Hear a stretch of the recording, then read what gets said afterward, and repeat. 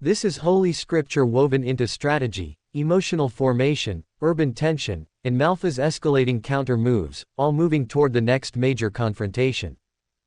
Chapter 18, The Rot Beneath the City. Morning didn't feel like morning in Chicago. The sky was gray, the clouds too low, and even the gulls circling the waterfront seemed restless. After last night's clash, the squad met inside the old abandoned church. They sat in a circle, still bruised, still processing. The Word speaks first. Pastor Elijah placed his Bible gently on the table. Before we talk strategy, we let the Word set the anchor. He opened to Isaiah chapter 58 verse 12, his voice steady, and they that shall be of thee shall build the old waste places. Thou shalt raise up the foundations of many generations, and thou shalt be called, the repairer of the breach. Louise flinched slightly at the last line, repairer of the breach. It felt too close to what he sensed in the streets last night. Jasmine whispered, so, the breach is real. Pastor Elijah nodded. And something, or someone, is widening it. The enemy regroups. Far below the city of Chicago, where maintenance tunnels spider-webbed into ancient stone, Malphas hovered over an expanding fissure etched with crimson glow. Pressure rising, hissed a whisperer. The seams between realms are thinning. Malphas spread his wings, the air trembling. Good. The children are rattled. The light is flickering. He pressed a clawed fingertip to the glowing rock, it sizzled. It's time they learned what sleeps beneath their precious city. Malphas pointed toward the surface. Begin Phase 2. The tunnels shook, dust drifting like ash. The aftermath.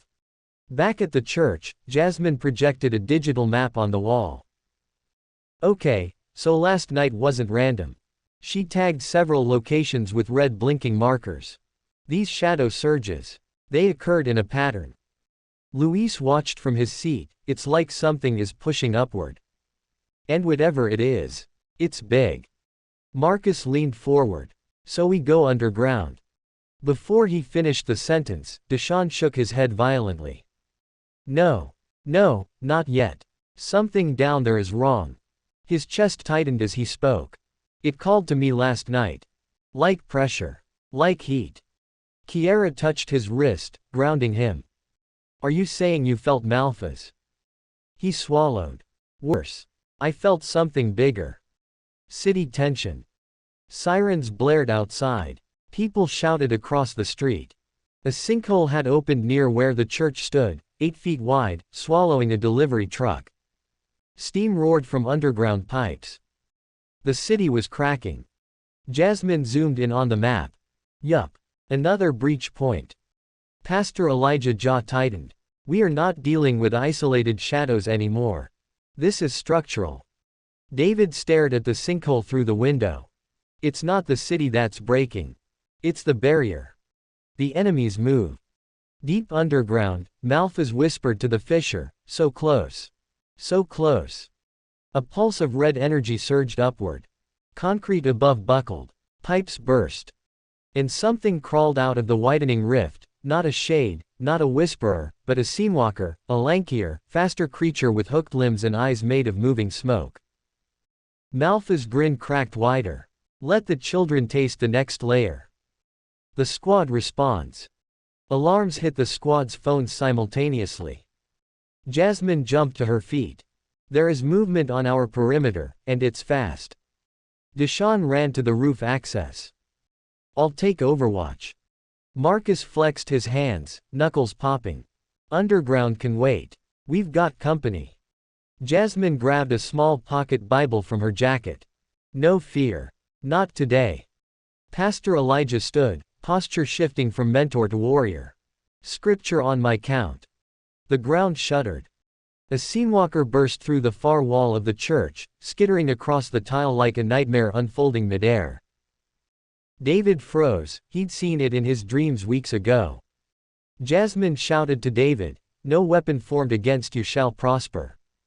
A shock of light blasted from her voice, halting the creature mid-leap. Deshaun, from the rooftop, threw down a reactive flare, piercing brightness cascaded across the room. Marcus rushed forward, tackling the creature, slamming it into a pillar.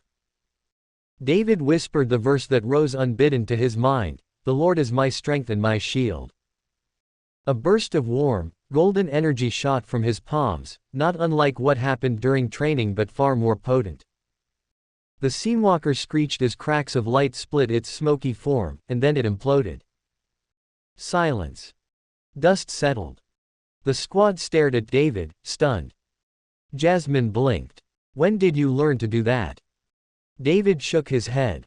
"I didn't. I just felt it." Pastor Elijah stared long at him. "That wasn't you alone, son. That was the Spirit stepping into the breach.